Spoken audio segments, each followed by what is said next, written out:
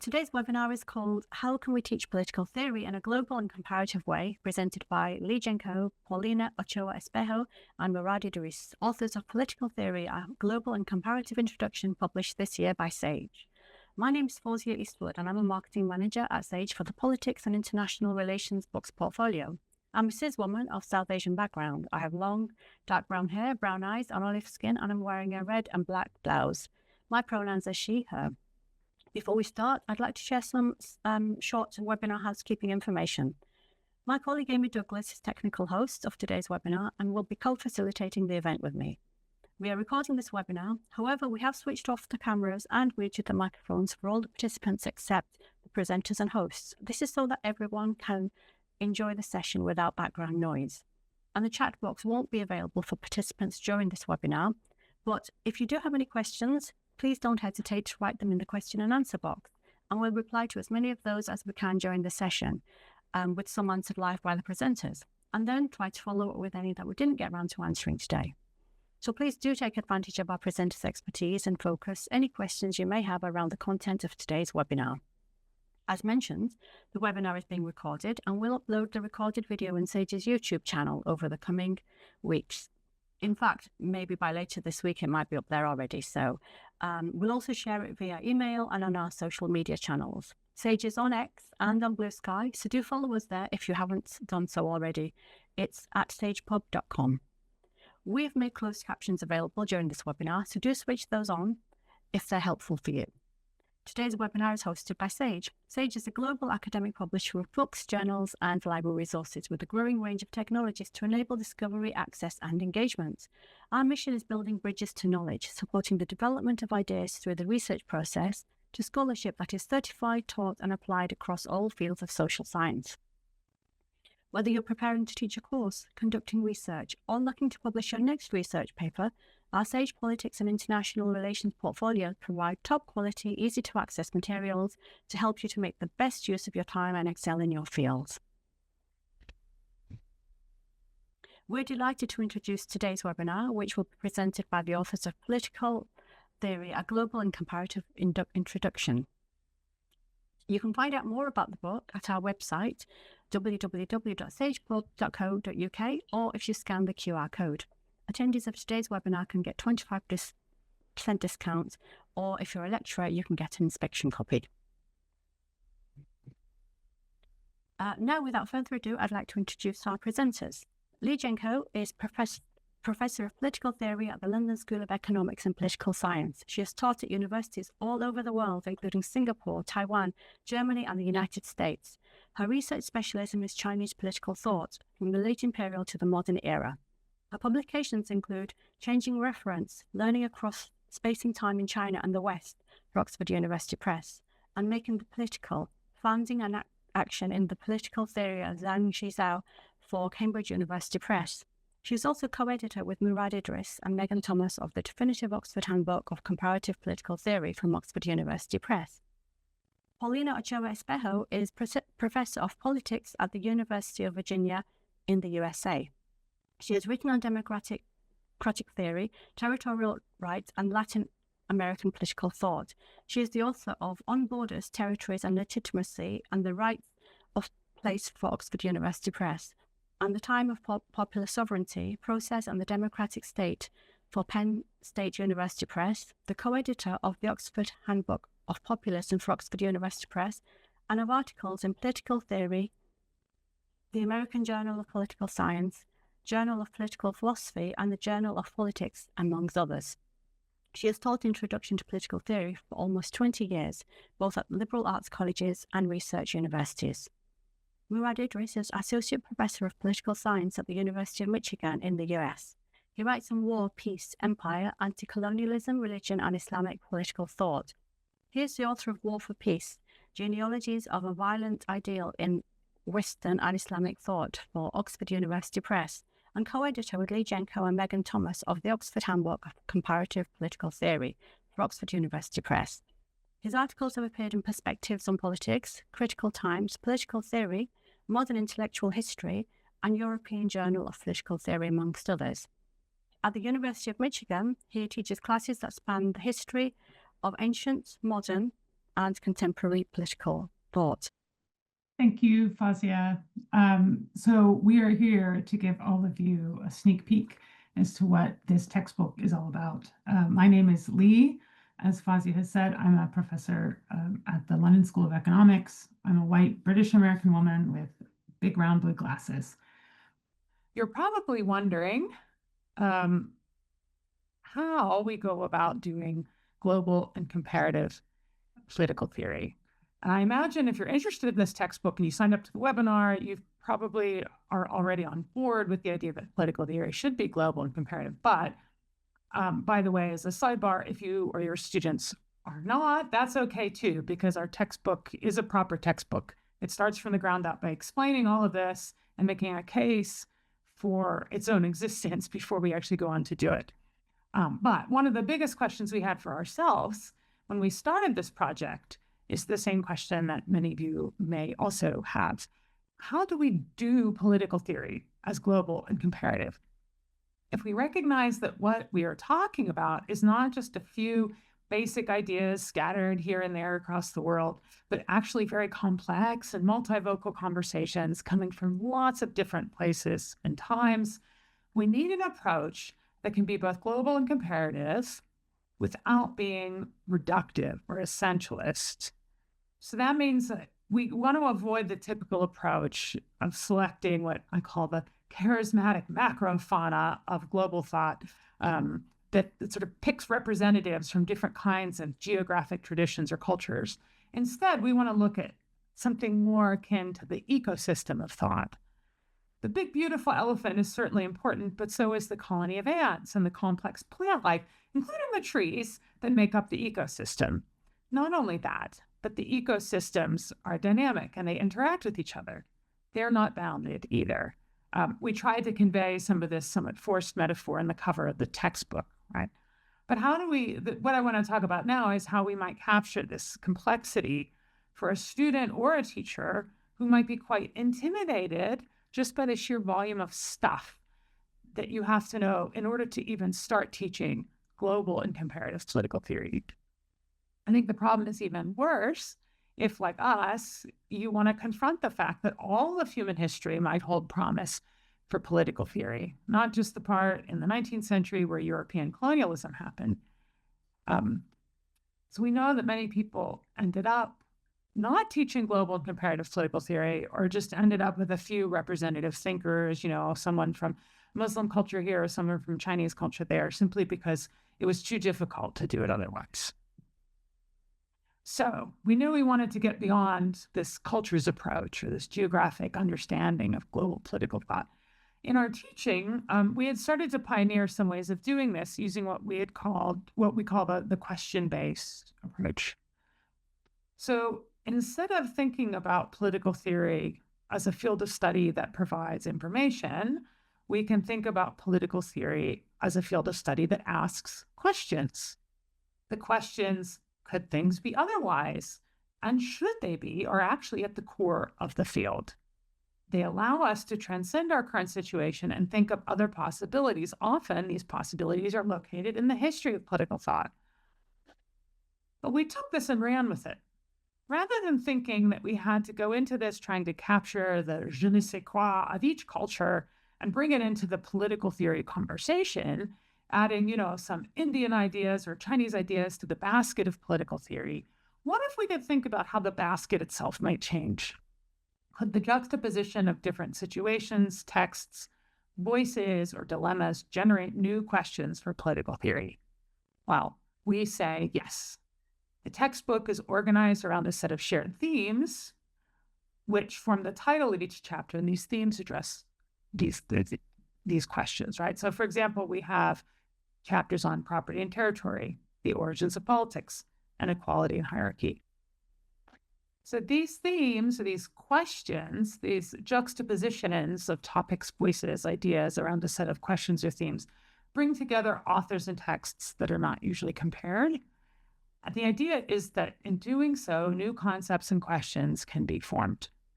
So in this way, our themes or our questions act much like hashtags in social media.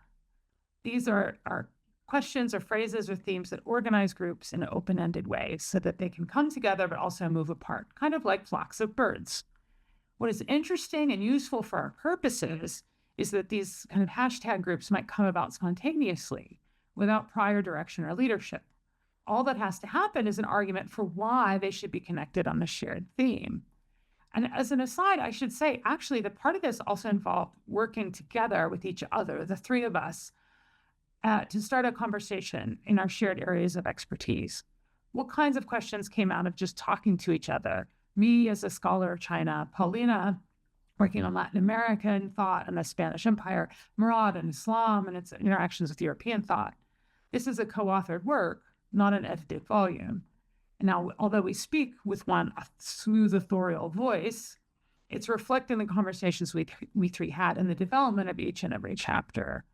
So in many ways, the chapter headings and the questions that we ask are meaningful, they're rigorous, they're defended, but they're also something that could be otherwise.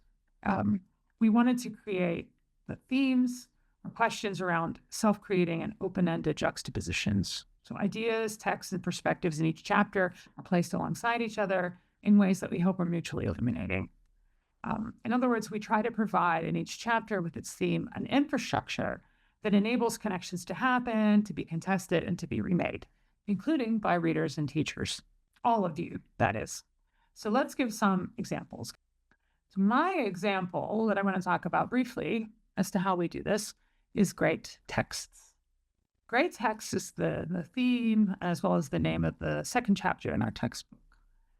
Great texts are those canonical texts that define whole disciplines. Sometimes they're called the classics, right? In political theory, these are the Plato to NATO classics, the story that makes political theory a bit easier to teach by presenting it as a succession of classic texts that are in dialogue with each other, from ancient Greek philosophers all the way up to the American-led post-war liberal order.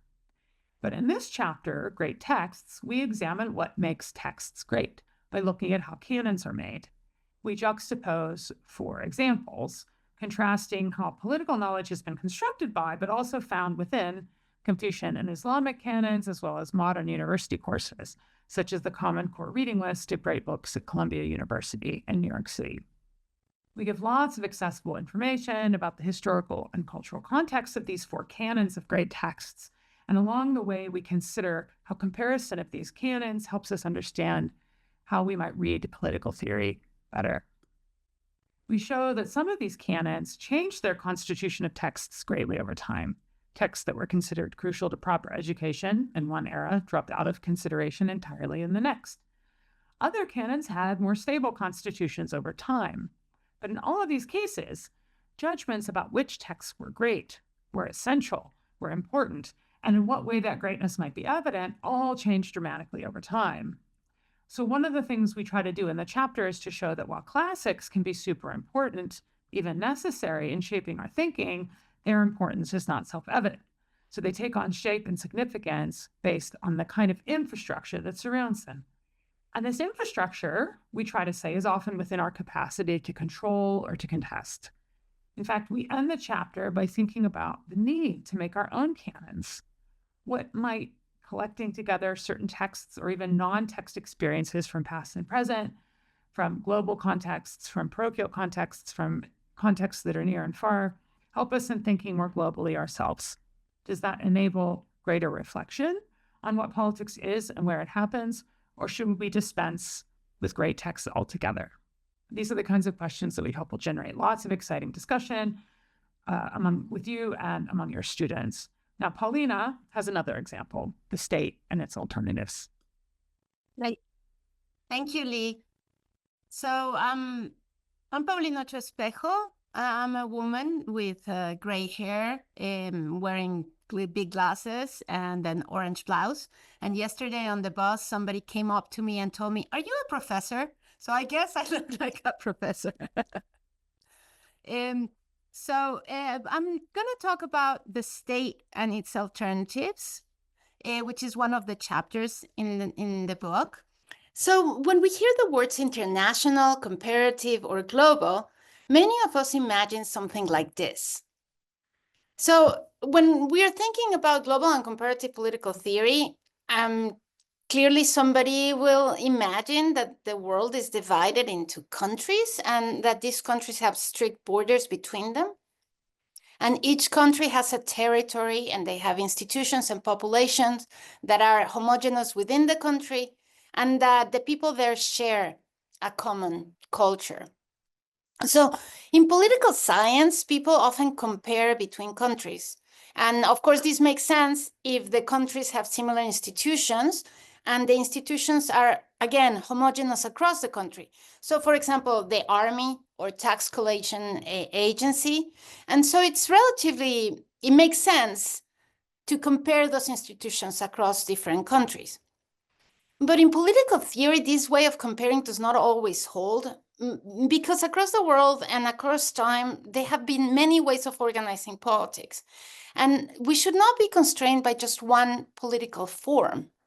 So in the chapter that I'm discussing now, we talk about how the state has captured the imagination of political theory. And what is the problem of thinking only in terms of states? So let me see the next picture, which is a beautiful reconstruction you will see in just a second when we have the next slide. Of this is of course it's not a picture because there was no photography in 1518, but this is how Tenochtitlan, which was the capital of the Aztec Empire, would have looked at the time. This is just before the war with the Spanish in 1521. So there were about 200,000 people living in this city. The city was bigger than Venice was at the time. And in the city, there were schools and temples and markets and great works of infrastructure. So by any measure, it was a great civilization. But it was not a sovereign territorial state. So it did not have a unified bureaucracy. It did not have clear borders. It did not have a single culture because it contained many different ethnic groups.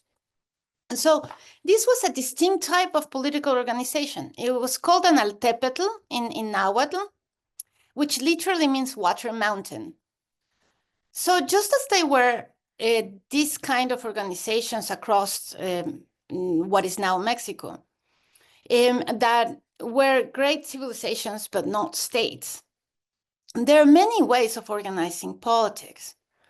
But political theory is trapped within states. And when we think about comparisons, we tend to think about comparing countries. So for example, in history, we tend to tell the story of sovereignty and the history of democracy. So for example, when we think about medieval political thought, we often discuss how it prefigures the state and how institutions such as councils or the church are early forms of democratic rule. But if we concentrate on states and prefiguring the states, we also neglect many things that would be happening in other times and places like here. So in the book, we want to take a step back and remind our students that there are many things that could be different that they are now.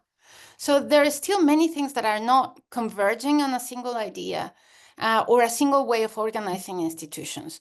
And there are many questions that we could ask if we thought about these neglected places and institutions. So, for example, we often think about the state as the only form of political organization that can bring peace and security to a group of people in a given area. But again, this is not always a state. There are many possible ways of organizing. So can I see the next slide, please? For example, there are commercial cities. So there I have a picture, an allegory or an illustration of a Hansa city in the North Atlantic. In there, they had a form of organization that centered around commerce and trade. And the guilds were the main authorities in these independent cities.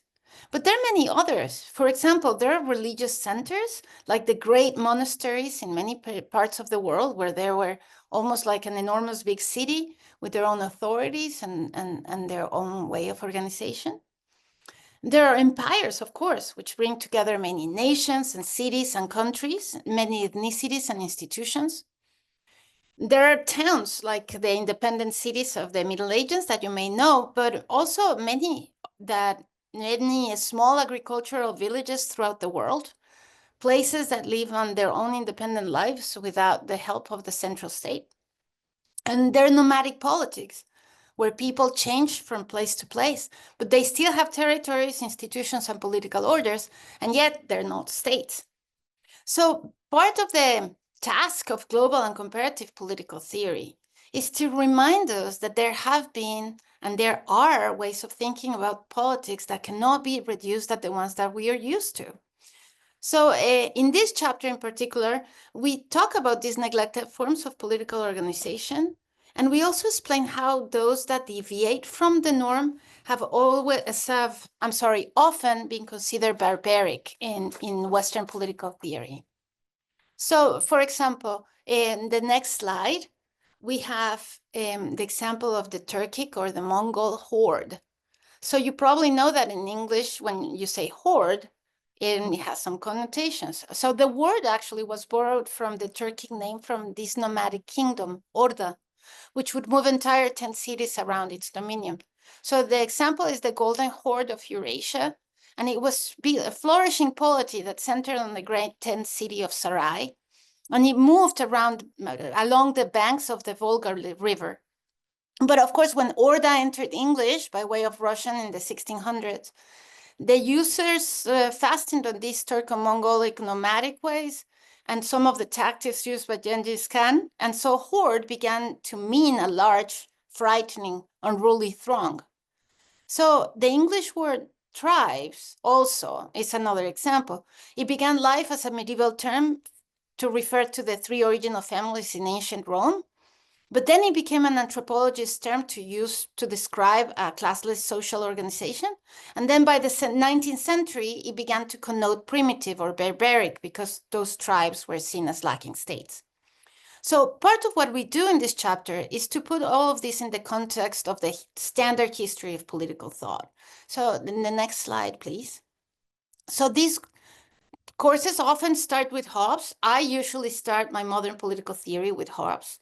And we spend a lot of time thinking about the making of a state and thinking of the social contract. So what we do is that this chapter gives an interesting point of connection with Hobbes, and also it gives us an off-ramp to think about other times and places. So this is something that we do in every chapter. We use the discussion of texts that other political theorists may be much more familiar with to start this discussion, to go deeper into Hobbes's political theory, and to start the discussion of other times and places. So the rest of the chapter spends some time with the city-states of the Nahua in central Mexico, the Altepetl that I mentioned at the beginning. Can I have the next slide, please? This picture comes from the Codex Osuna that depicts both in Latin script and the Nahua script the three ruling cities of the Aztec Empire. And we spent some time talking about Mexico or Tenochtitlan. And this gives us the opportunity also to talk about the state, other politics, and roads not taken. And so by juxtaposing different ways of imagining the state in the 16th century, we enter modernity without assuming that everything was already given, and at every step there were decisions and encounters that could have been different, and then we can also use them to expand it to different worlds that are not usually discussed in our courses.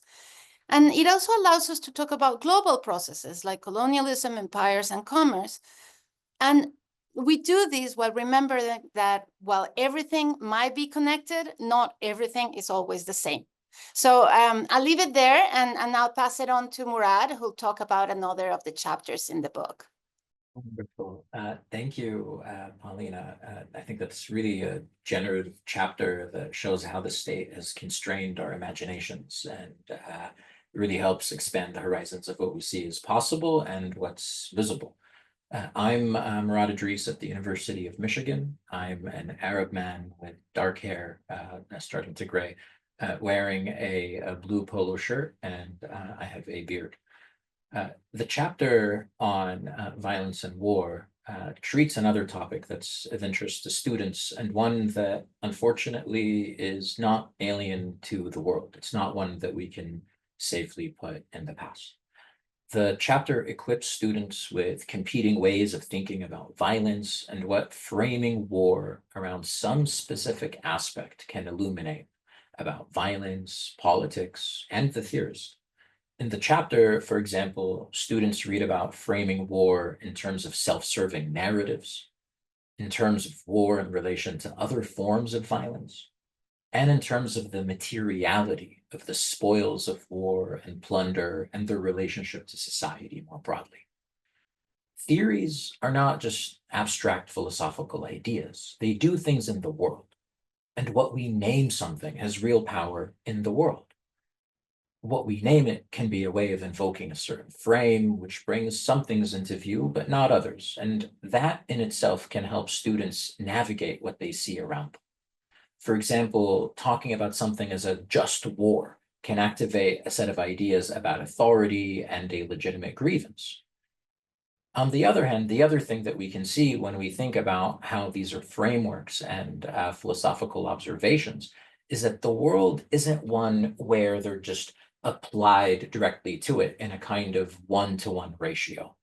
And that's why one of the things that we say is that naming the war, describing the war, even calling it a war, that's also a part of the war. So the chapter shows how these designations are part of the politics. For some students, this may be an intuitive thing that they have seen in the world, what gets called an occupation, self-defense, invasion, aggression. That's part of the struggle continued in words, not just arms. These designations and these ideas, they sometimes carry a lot of baggage. Students have heard the word jihad in all likelihood, and most won't really know how to think about it. And that's where the structure of the book and the way that it tries to pry open conversations really helps. As you saw from what Leigh said about great books, which really help students think critically about the politics of canons and of great texts, including the political theory canon, and what Paulina said about the state and other modes of political association. One of the things that the textbook does is put different bodies of thought across cultural and historical lines into conversation with each other. So you'll see in these two images how Augustine, the North African theologian, and Aquinas, the Italian Dominican friar, are imagined to be part of a single conversation, while on the other side, you have a totally different conversation, this one with Muslims. Our aim is, on the one hand, to expand the conversation in political theory, but it's also, on the other hand, to change the conversation so that instead of Augustine and Aquinas on one end and Muslim jurists and other Muslim thinkers in another image, in another frame, like Shaybani in the 9th century, it's an opportunity for students to think of all of them together, or to think of the conversations in conversation with each other, all while taking care to walk readers through the internal diversity of any tradition of thinking. So it's not a review of existing conversations, it's a new conversation. One of the clearest places where the frameworks of assessing war, the discourses about what to even call a war come together is a really famous historical episode in 1830. This is called the fly whisk incident. It's when the Algerian governor struck the French consul with his fly whisk because France was refusing to pay back its loans to Algeria. The French invaded Algeria as retaliation and said they were fighting a just war against pirates. The Algerian resistance called itself a jihad. These are not direct applications either of the classical theory of just war or the classical legal tradition of jihad. The different actors invoke these ideas, and so it's important to always bear in mind how these are ideas used to score points, to get people to rally behind you, and to demonize your enemies. But what these frameworks, when we treat them as frameworks, what they can do is help illuminate what happened from thinking about the discourses and representations, the rules and the requirements for war, and the place of the spoils of war or plunder, that materiality I mentioned. We also want students to think about these questions in relation to what we call tags. Tags, those flocks of birds, they're recurring themes. And we have boxes across the chapters to help students see these ideas in relation to each other and in relation to other ideas. The tags that we use are colonialism, race, and gender. And so we use these boxes both to show how, for example, gender plays a role in Shaybani or Augustine's theorization of war, or to think about how colonialism in the writings of Frantz Fanon, for example, provides another vantage point for thinking about discourses of just war. These tags, they're like threads running through the chapters, and the final chapter of the textbook offers an opportunity for us to center them. You also see the race tag in the chapters on property, hierarchy, and development, and you see the gender tag in the chapters on the origins of politics, war, ritual, and in addition to this, gender is also a key theme in the chapter on property and on hierarchy. These tags, they're an invitation. We want to empower our students, your students, to come up with their own tags and questions, and in that way to make political theory their own. The textbook gives students the tools to ask their own questions, and these are the questions that ought to matter most to them in their own circumstances. Our invitation is the following. Your ideas, too, can speak beyond the context in which you find yourself, and you can stage conversations with texts and figures across time and across space. I'll end there. Thank you all, and I'll turn it over to Leigh. Thank you, guys. This has been great. I wanted to pick out just a few things from what you had said to maybe help explain further the kind of work that the textbook is actually doing. So it struck me that maybe somebody who's interested in global and comparative political theory might be a bit intimidated because they assume that what they're going to be seeing is just a total displacement of conversations in political theory that they might be more familiar with. But I wanted to pull on Paulina's mention of Hobbes and Murad's mention of Augustine to kind of bring it back to the idea that what we're attempting here is a reformulation of political theory from the ground up. That doesn't mean that we throw the entire enterprise over, but rather that we're given opportunities to look at familiar questions and concepts and texts in new ways. So I'm wondering if either of you have your own thoughts to share on this possibility to maybe reassure people who are still a bit intimidated by the content. How someone that sort of maybe has a more traditional political theory background might enter into the textbook. Murad, I saw Murad's hand first, and then Paulina. Okay, I'll be brief, and then I'll turn it over to you, Paulina. So I think it's exactly as you described it, Leigh. The idea is that the conversation within political theory, and it often is imagined as a conversation, is one that has tended to really elevate a certain set of figures and a certain set of themes. And what we want to do in this textbook is have some of those familiar markers, those familiar signposts, those familiar texts, including, for example, in the chapter I just mentioned, the idea of just war, for instance. But then part of what ends up happening is we read these ideas next to other bodies of thought and other contexts and other moments and other deployments, is new insights end up emerging. So we end up seeing how thinking about just war in relation to political economy, for example, or in relation to questions surrounding gender and plunder, can change how we think about the basket as a whole, as you had put it. So the aim really is to meet students and instructors where they are and expand the array of things that they can do. And I think that's one of the things that the textbook actually does remarkably well across the different chapters. Paulina? So I'm sure that sometimes you've told a student that, you know, they're not stupid. There are no stupid questions, that every question is a good question. I think that part of what we are doing here is doing that, allowing us to ask questions using what we already know. So I actually thought it was daunting to do any of these because there's so much to know and there's so much stuff that I do not know.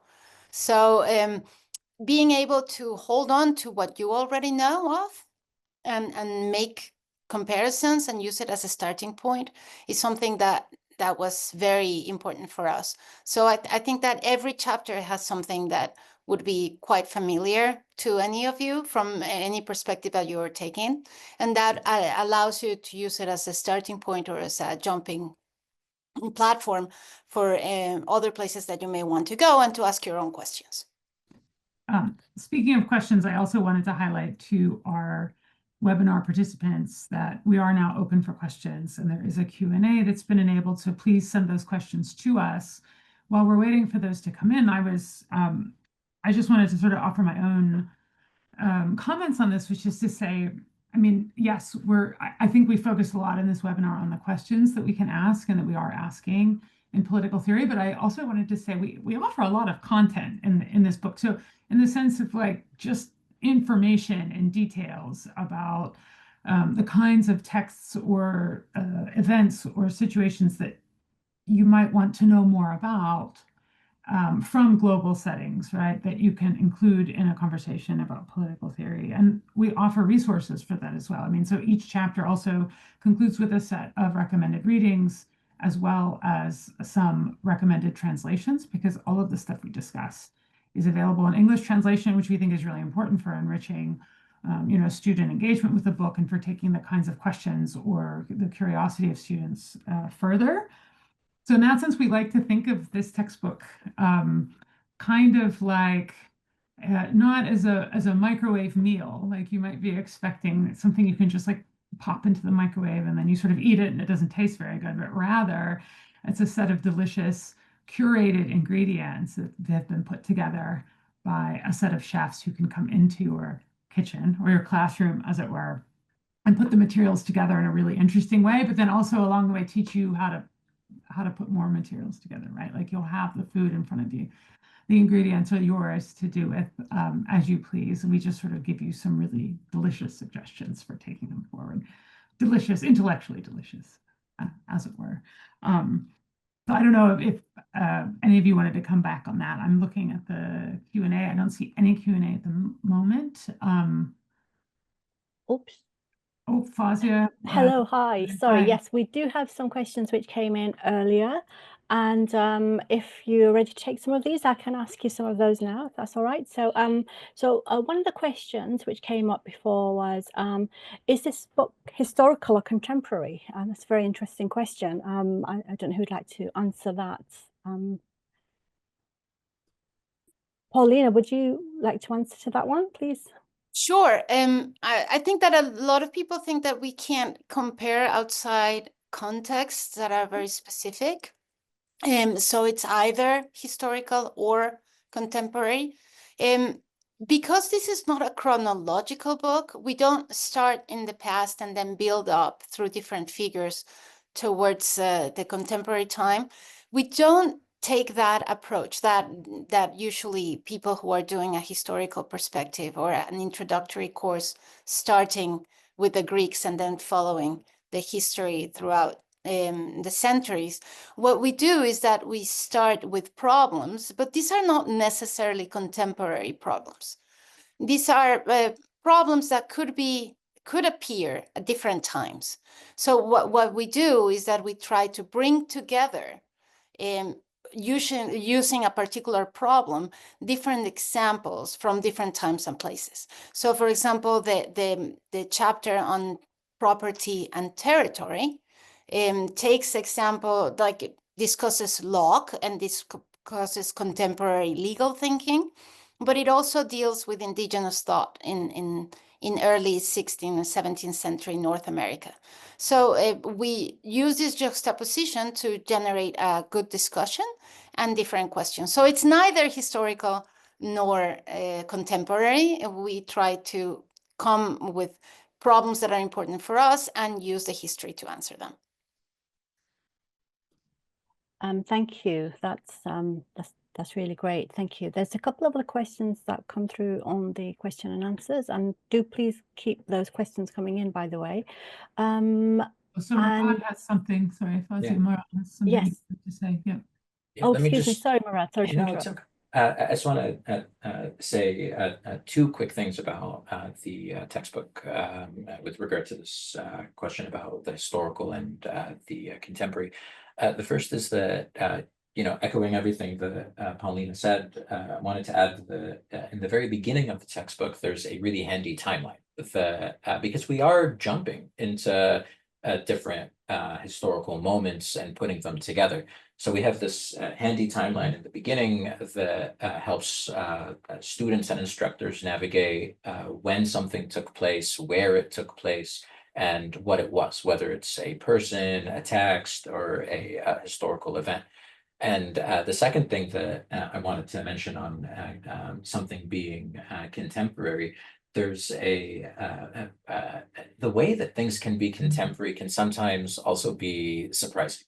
So I'm thinking here specifically of the chapter on ritual, and maybe Leigh, that's something that you want to speak to, but specifically how the things that come to be designated as rituals and the things where they might in fact operate as rituals, but they're not often recognized as that, or they're not given that name. So the juxtapositions themselves, whether they're historical or contemporary, can also shed light on contemporary practices that can help students think about things that are happening in the present that otherwise might not have that kind of analytical scaffolding, so to speak. Leigh, how does that capture, in a sense, the contemporaneity of the ritual question? Yeah, I mean, exactly. So the idea is to say, by engaging with these kind of differently situated concepts or perspectives, we end up looking at our own contemporary moment in a very, very different way. So in the ritual chapter, I talk about funerary rituals, funerals. And I often shake this up by telling my students, well, in the Confucian Analects, which I discuss in the ritual chapter, Confucius talks a lot about funerals and how we're supposed to act at them and why they're so important. And I suggest that we look at contemporary examples of funerals. Why did the British state spend 20 million pounds on the funeral of Queen Elizabeth II, right? Because it had a political significance in a really important kind of way. Could I answer some of the questions that are coming through now on the Q&A, because this actually connects somewhat to what we've just been saying. So someone has asked, how can political theory be reimagined by placing South Asian traditions at its core rather than treating them as supplementary? So, I mean, just also in this chapter on ritual, I actually place South Asian traditions, thinking about, and specifically the laws of Manu, thinking about that in a critical way, and I place it in conversation with Buddhism and with the Confucian Analects. So it's not to say that we're placing any one tradition or perspective at the core of political theory. We're trying to say, actually, we can juxtapose lots of these different kinds of perspectives together, and then we come up with these really interesting observations about the role of ritual in contemporary life, about the political significance of social conventions and how they shape our roles in society, and also the kinds of resources we might use to critique those social conventions. And we get that out of the juxtaposition of the laws of Manu, of the Confucian Analects, of the first and second discourses of the Buddha. We look at all of those together, and that's where we get the kind of insights. Someone else, and this is related also to another question. So someone else also said that her students have very little prior knowledge of global history. Would the book provide enough scaffolding for students who lack the requisite familiarity? And I want to say that yes, it does. So this isn't a book of global history. It's a book of political theory. And we don't present it necessarily as a history of all human thought about politics across space and time, but rather, can we give students and lecturers, right, and teachers enough information to feel confident moving forward to include material that they may not have studied, for their PhD, they may not have studied at university, but that they nevertheless want to use to push the conversation of political theory forward. And we think that we do that. There is actually quite a lot of pedagogical scaffolding in the book. There are suggested translations, suggested readings. We have a number of not just discussion questions, but also kinds of activities that students can do to bring those ideas home and to kind of get them to work with the concepts a little bit more. I don't know if Murad and Paulina want to respond to this as well. Yeah, sure. Just quickly. So one of the ways that I think about what the textbook is up to, and this is also in part the question about Eurocentrism in a way, the like Eurocentric canons are almost like a heliocentric world, right? And then you add a couple of things that continue to revolve around that one object. And what we're trying to do in each chapter is like have multiple suns in a sense. And then as they, go around each other, different questions emerge and new things happen. So a galaxy, not a solar system. Yes, exactly. It is a galaxy, but sometimes the suns may collide with one another. But then interesting things happen from that too. So it's really an attempt to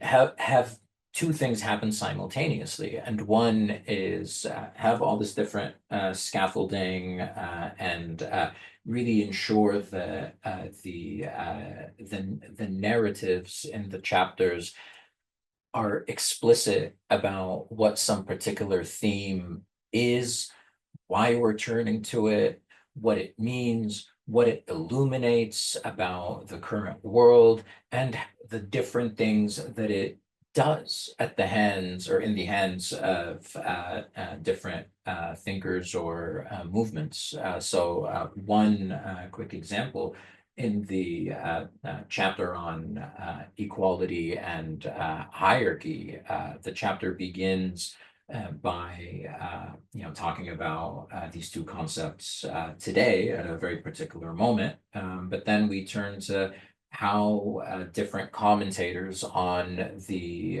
Quran understood those two concepts. What were the axes or what were the parameters through which they thought about hierarchy in terms of what justifies it? And then we turn to Du Bois, who gives us a different way of thinking about equality and hierarchy, how they're justified and how they might be critiqued.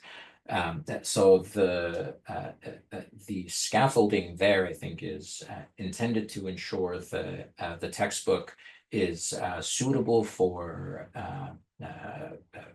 introductory level courses, but the content also makes the textbook suitable for those interested in offering a comparative or global political theory class at the second year level or the third year level.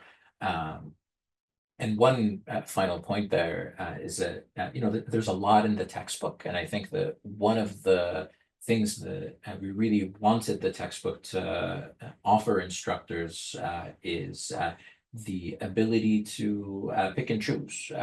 So you might not say, I want to teach it from page, what do we start at?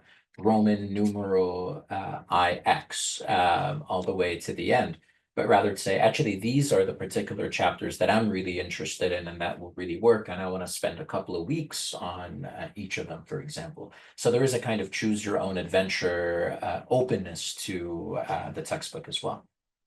And it might be worth saying we do try, and this is also in response to some of the actually really good questions we're getting in the Q&A. Someone was asking how much text is included or presumed. Is this a text to use in conjunction with other original text or on its own? For example, are students still reading the Analects or the Leviathan? Actually, the chapters are self-contained, so we don't necessarily assume that students will have access to original texts or that will be something assigned in the course. It should be self-sufficient, just use the chapter.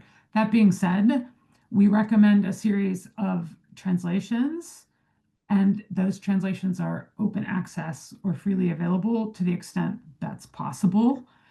So that if instructors do want to draw on them or assign parts of them, they can do that. Those things are made to be accessible. We did entertain the possibility of having like an accompanying kind of reader with the textbook, but we thought it would be better to actually have each chapter be fully self-contained, so that you would not require anything other than you don't have to go searching on Wikipedia or Google or the Encyclopedia Britannica, if people still read that, like to try to look up all of these things. Everything should be in the chapter itself. And there are quotations from English translations of all of these texts in the chapters themselves that are then kind of explained. So there's sort of a little bit of a deep reading modeling going on as well. Paulina, go ahead. So one of the things that I like about the book is that it can be taught at different levels and at different depths.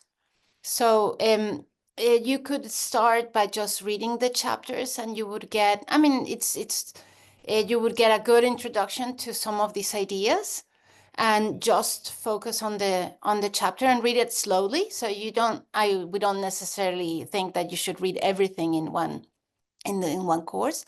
But you could also complement something else. So if you had your traditional course that you have been teaching for a while, as I did, I had a course that I've been teaching since I was in grad school. And then I could begin adding, but it doesn't feel like you're just, putting a little bit of a complement. It feels that it's part of the class when you add some of these texts. And then you could go on your own, add more of the original texts, and then it could be useful for a higher level course. I think it could be useful even for graduate courses, where, when the parts that the instructor is less familiar with, this allows you to connect and to make interpretations of texts that you may not know already. And it would be suitable for a higher level text if you're reading the other in the original. So if you're reading your Hobbes in a higher level course, and then you decide that you want to compare it with like more specific Central American texts, you could do that. So it's pretty open-ended in that sense. You can both use it as a complement of a traditional course that you already have, or you could use it on its own.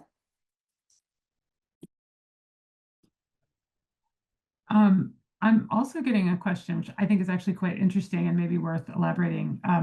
Someone asked in the Q&A, why call it comparative political theory? This is a longstanding question. I mean, it's one that we've confronted over and over. Partly it's because that's what it's called. The inclusion of non-Western voices and perspectives in political theory is generally called comparative political theory. But I think that our textbook, we call it global and comparative for a reason. I don't know if Murad or Paulina want to jump in here, because these are definitely conversations we've been having for a long time. But we define all of our terms because it is a textbook, right? So in the introductory chapter, we have bolded definitions for what is political theory, what is comparative political theory, what does it mean to be global political theory, and we say there that global political theory means that it sources its insights from lots of differently situated places and times. The comparative part is actually important in that it says that the juxtapositions, the contrasts, the bringing together of these differently situated perspectives is actually where the generative theory comes from. So it's not to say that we have an idea like what is justice, that we then go and see, okay, what's the Chinese view on justice? What's the Muslim view on justice? What's the Indian view on justice? But rather we're saying that if we bring Chinese perspectives together, we read a text like the Analects, and then we look at it alongside Buddhism, what are the kinds of questions that come up about how ritual structures social convention, for example? It might not be a question that ever occurred to you before, but we can see clearly that it's important to ask. I saw Paulina and then Murad on this question. So if you are a comparative political scientist, what they would usually do is find variables by putting them together. But this kind of take is explanatory. So it puts the person who's doing the comparison at arm's length from the discussion. And that's in comparative politics, you're saying, in Right. political science, not what we're doing. Yeah. Exactly. So what we do is that because we do political theory, that it's an interpretative field. So it has like a humanistic approach where we understand that we are part of the conversation. We're not just observing what is going on in order to explain it. So part of what we do is to, yes, compare and contrast, but instead of finding a specific variable that allows us to explain the variation, what we do is hope that from the juxtaposition of ideas, we can find different questions in order that allow us both to illuminate the text and to generate new responses for ourselves in contemporary context. Yeah, beautifully put, actually. I think that one of the ways to also think about it is that because each of the chapters is simultaneously trying to be global, in that we're bringing in text thinkers' insights from different historical and geographical parts of the world, and then putting them in conversation with each other. That part of what happens through that comparison is that I think in pretty much every chapter, the insights that emerged at the end, they were not ones that we came in wanting to end with. So the part of the form of the approach, in a sense, is also to enact or to model a creative and a new way of, as Leigh had put it in the very beginning, I think, not just adding more things to the basket, but rather rethinking the basket as a whole. And so, I think that that's something that the global and comparative together ends up making possible. One on its own, I don't think would be able to do that quite as excitedly, frankly.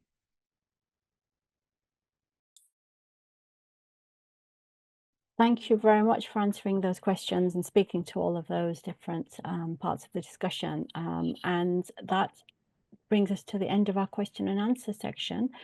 And we'd just like to remind you that